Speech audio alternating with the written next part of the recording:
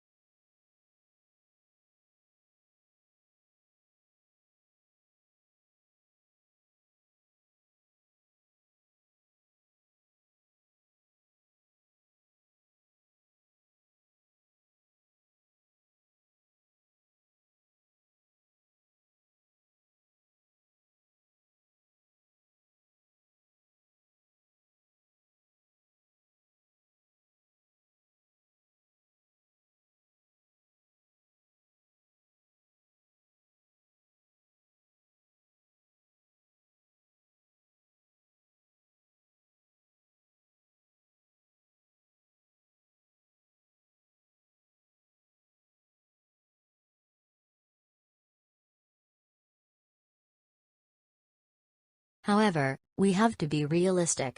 Language death is not a mainstream theater. It is not mainstream anything. Can you imagine Hollywood taking it on? It is so far outside the mindsets of most people that they have difficulty appreciating what the crisis is all about, because they are not used to thinking more about language as an issue in itself. Somehow, we need to change these mindsets. We need to get people thinking about language more explicitly, more intimately, more enthusiastically.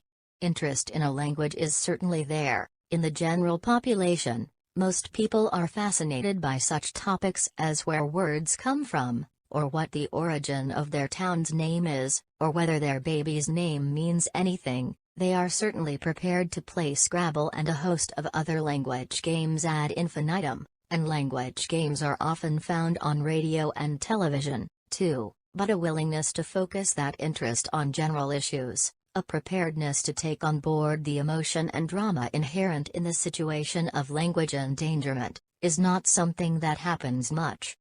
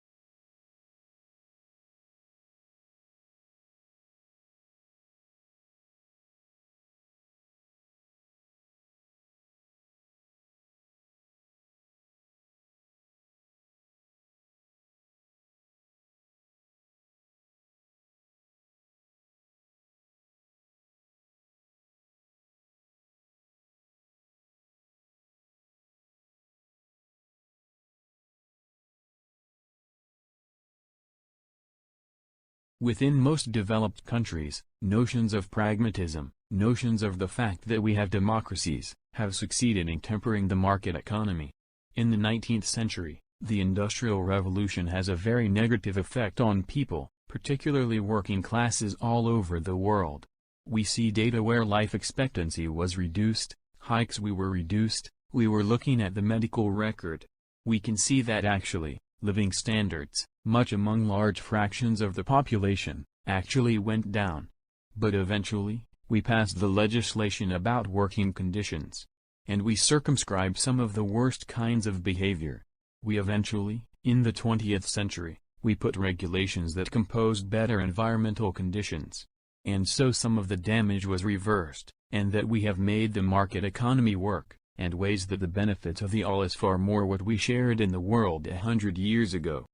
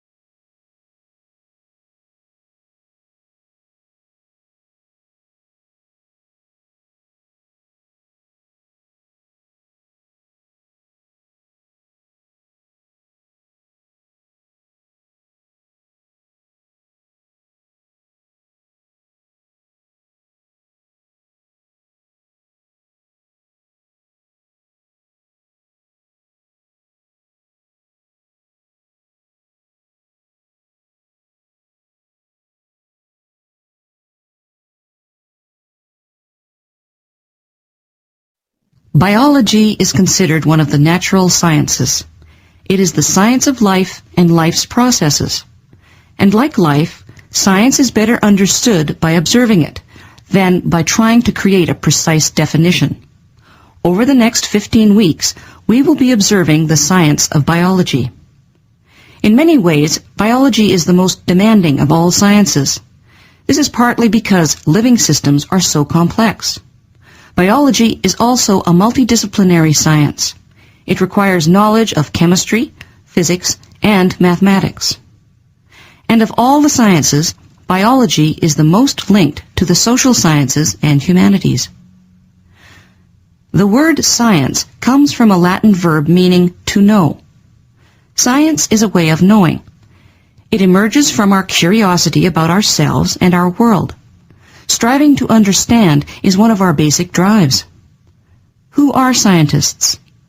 Scientists are people who ask questions about nature and who believe that these questions can be answered.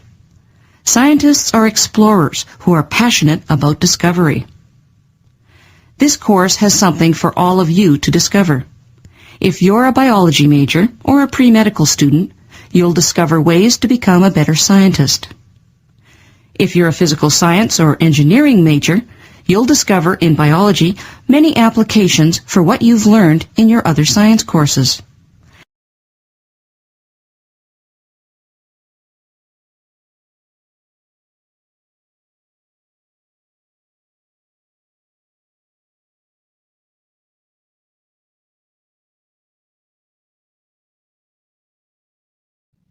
Did anyone happen to catch the American metropolis last night? It was about the growth of cities. I didn't see that, but I did see part of a documentary last week that told about a guy, I think he was a visitor from another country, who wrote a book about the growth of industry and so on, the things we've just studied.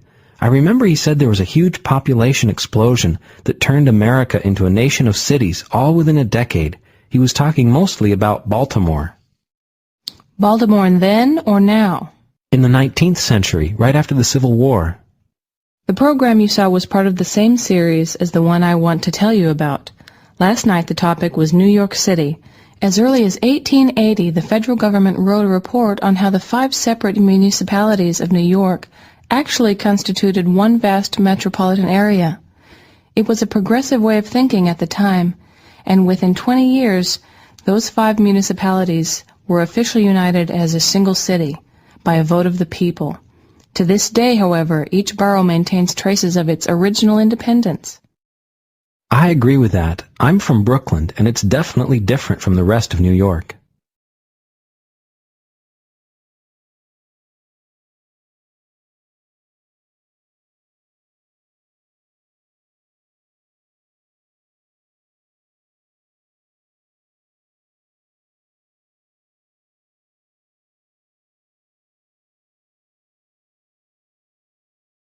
Because of their protected status, a lot of bears have lost their fear of people. This may make them appear tame, but they're still potentially very dangerous. Bears are wild animals. 1 or 2 bear attacks occur each year in Glacier Park. The majority of attacks occur because people have surprised the bear. What should we do if we surprise a bear? You should try to avoid encounters in the first place by being alert and make noise, talk loud, holler. Bears will usually move out of the way if they hear people approaching. Some people say to carry bells or put bells on your pack. Most bells, even the so-called bear bells, are not loud enough. Calling out or clapping hands at regular intervals are better ways to make your presence known. But isn't it kind of rude to make a lot of noise in the woods? I mean, people go there for peace and quiet. In bear country, noise is good for you. Hiking quietly endangers you, the bear, and other hikers. People sometimes assume they don't have to make noise while hiking on a well-used trail. Some of the most frequently used trails in Glacier Park are surrounded by excellent bear habitat. You can't predict when and where bears might appear along a trail. That's for sure. I remember my surprise when a black bear charged me. It must have been running away from hikers who surprised it on the trail ahead of me. Don't assume a bear's hearing is any better than your own. Some trail conditions make it hard for bears to see, hear, or smell approaching hikers. You should be especially careful near streams, against the wind, or in dense vegetation. Stay with your group and, if possible, avoid hiking early in the morning, late in the day, or after dark, when bears are more likely to be active. Bears spend a lot of time eating, so avoid hiking in areas like berry patches or fields of glacier lilies. How will the bear act if we surprise it? Bears react differently to each situation. They may appear to tolerate you and then attack without warning. The most important advice I can give you is never to approach a bear intentionally.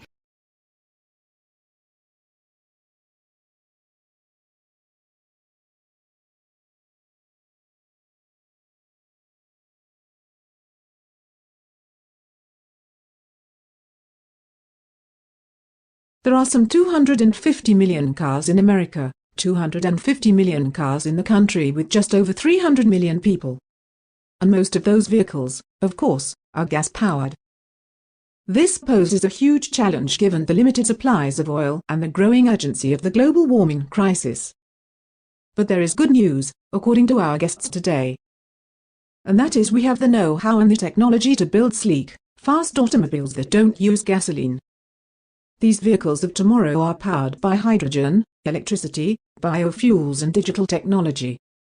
And they already exist. So what's stopping us from putting them on the roads? Our guests today will help answer that.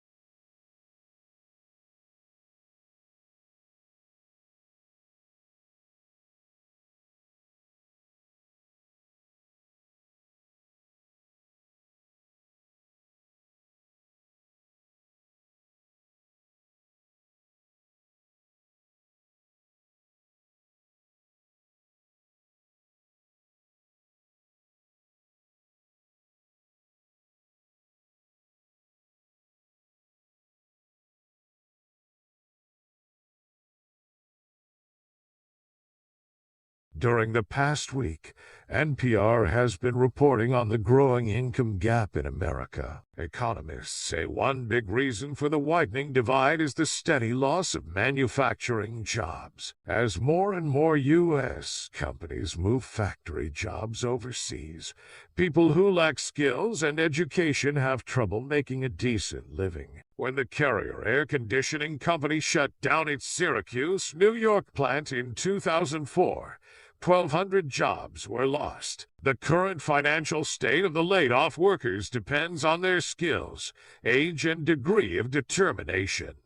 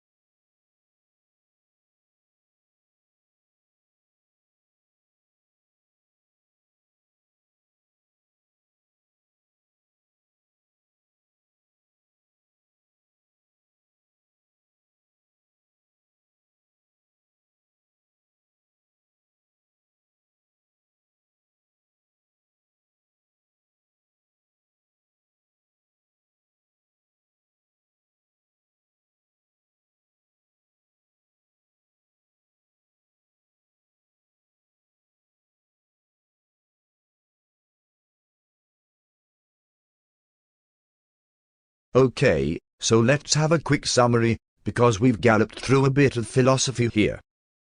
I've suggested that we're rationally required to do what morality requires of us, so it's reasonable that tells us what we should and shouldn't do. If we don't do what rationally requires of us, this is because we are ignorant, or, if you don't agree with Aristotle or Socrates, we're possibly weak or corrupt. And we may be ignorant of what morality requires of us, because we are relying on others. So what's all this got to do with climate change?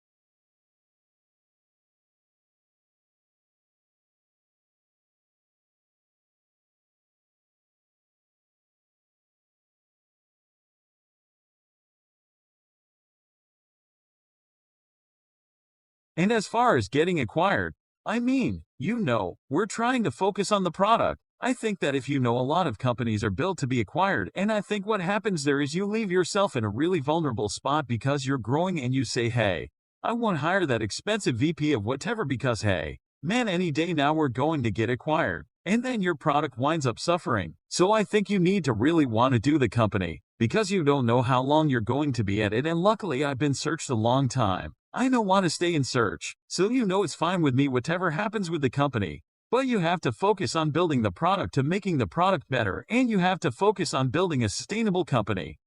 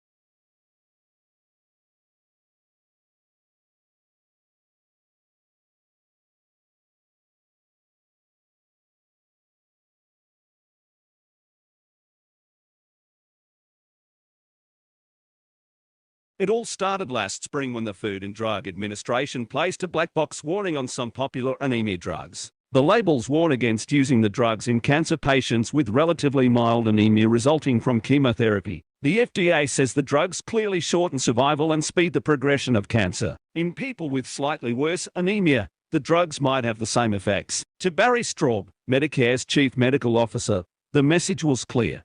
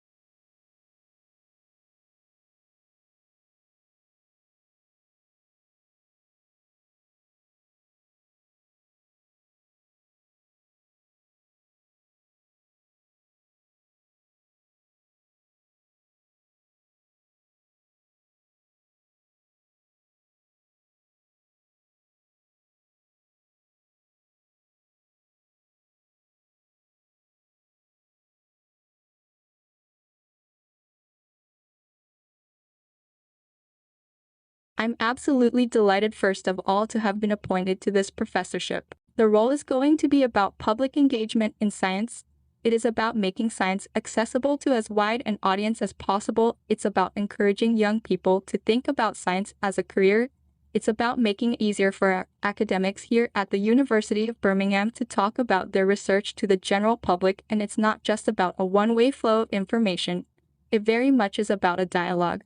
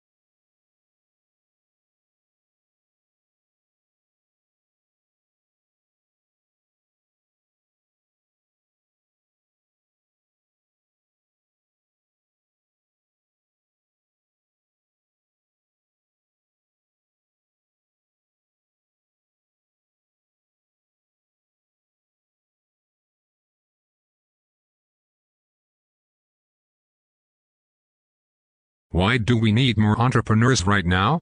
The entrepreneurs who create and run our businesses, who play by the rules, are in fact critical to our success as a nation. We need them especially today. First, we need them to solve the current crisis. Business, not government, will end this recession. Government must help by creating fair rules, sound monetary policy, and by protecting our fellow citizens in periods where they are jobless. But the government has to stand to the side and let new entrepreneurial firms challenge companies that can no longer compete. We have to make way for the new entrepreneurial firms that will push us to frontiers of innovation.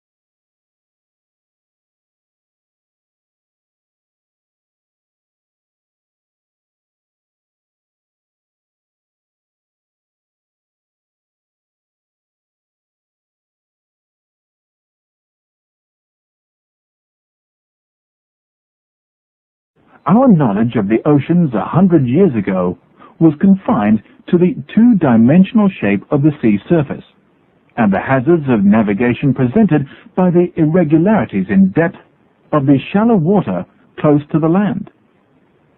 The open sea was deep and mysterious, and anyone who gave more than a passing thought to the bottom confines of the oceans probably assumed that the seabed was flat.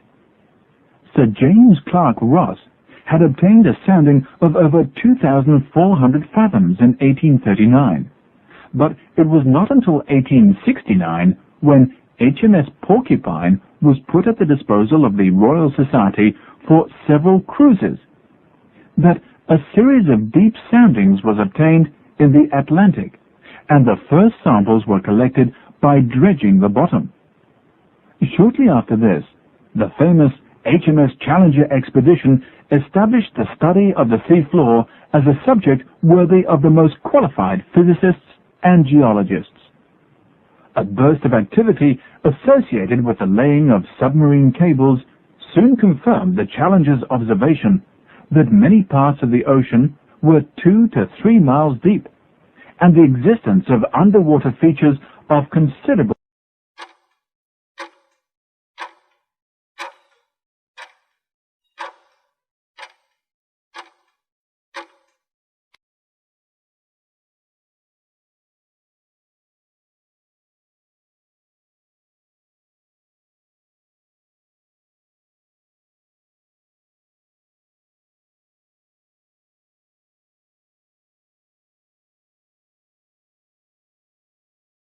In the early days of the settlement of Australia, enterprising settlers unwisely introduced the European rabbit.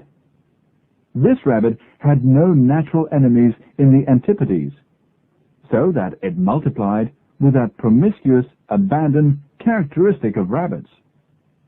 It overran a whole continent. It caused devastation by burrowing and by devouring the herbage which might have maintained millions of sheep and cattle. Scientists discovered that this particular variety of rabbit, and apparently no other animal, was susceptible to a fatal virus disease, myxomatosis.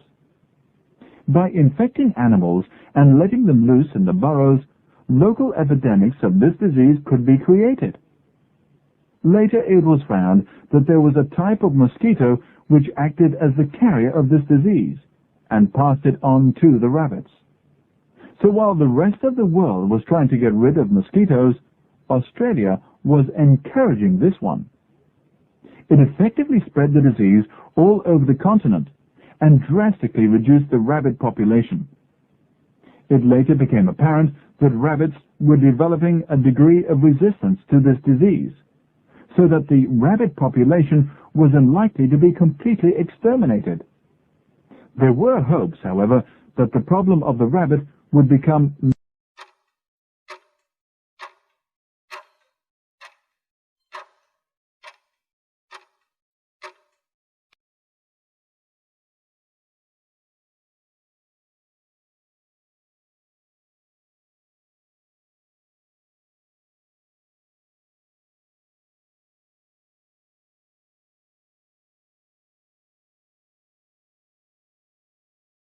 the adolescent, with his passion for sincerity, always respects a parent who admits that he is wrong or ignorant, or even that he has been unfair or unjust.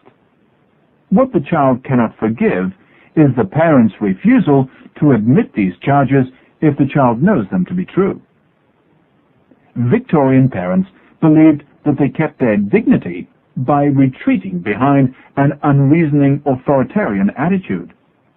In fact, they did nothing of the kind, but children were then too cowed to let them know how they really felt. Today, we tend to go to the other extreme. But on the whole, this is a healthier attitude both for the child and the parent. It is always wiser and safer to face up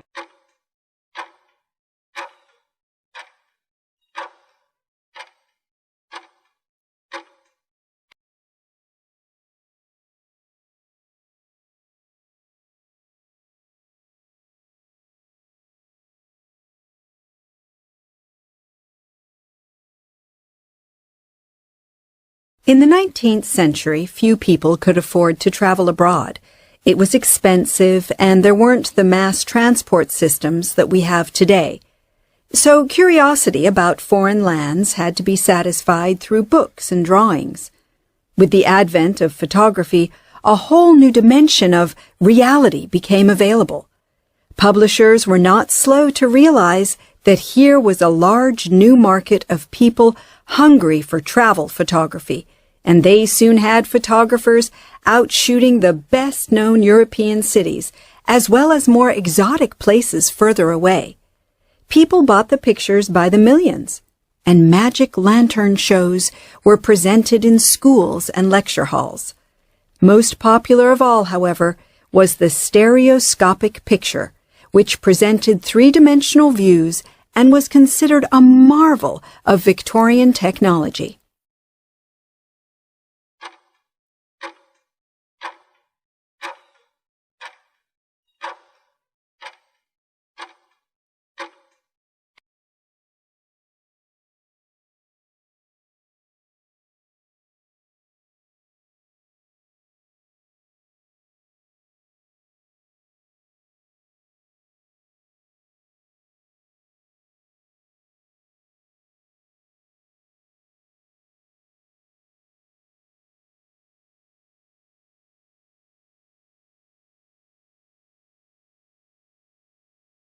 stem cells are the body's master cells, the raw material from which we are built.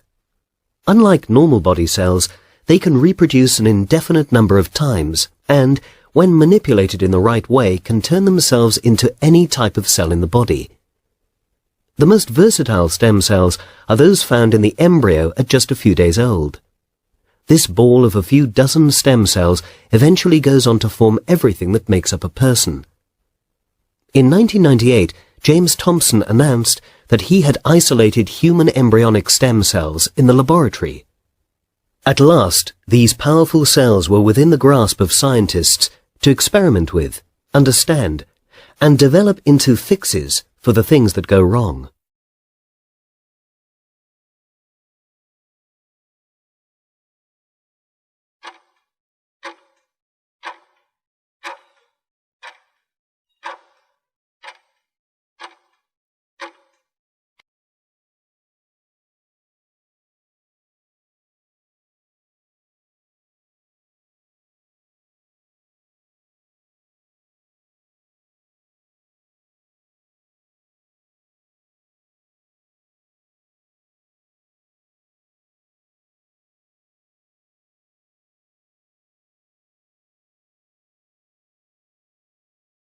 Students would develop confidence on their ability to think critically.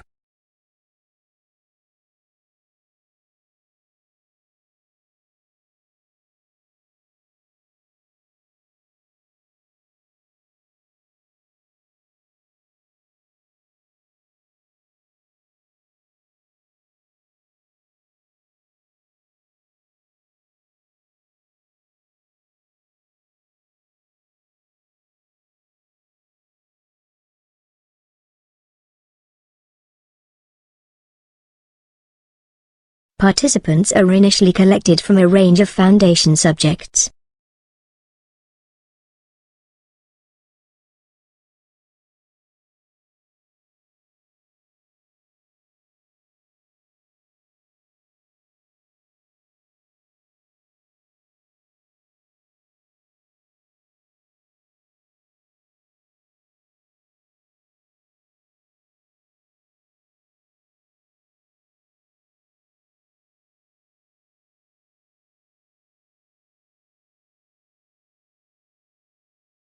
The features issue the same explanation of the problem.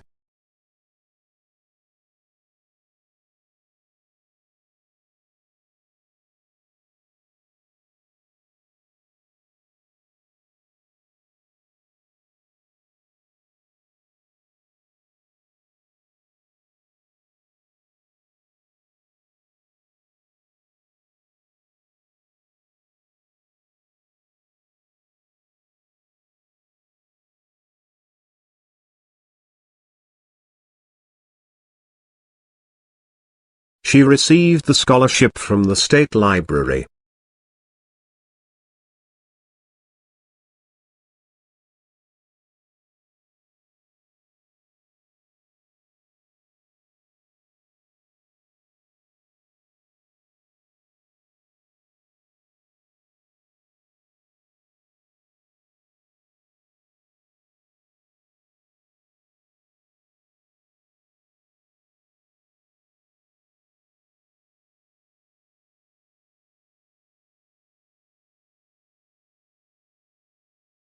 You will acquire new skills during your academic studies.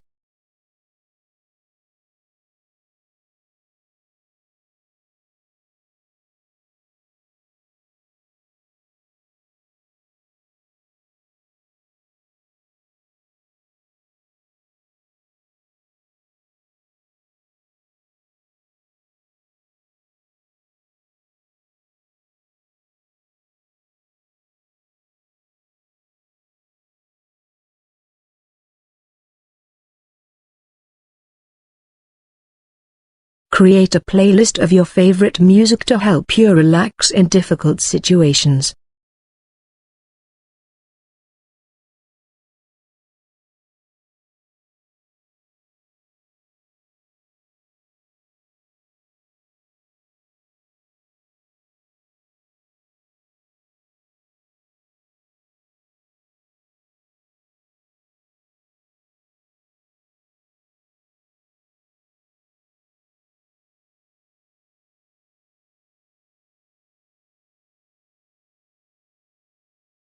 Please confirm that you have received the textbook.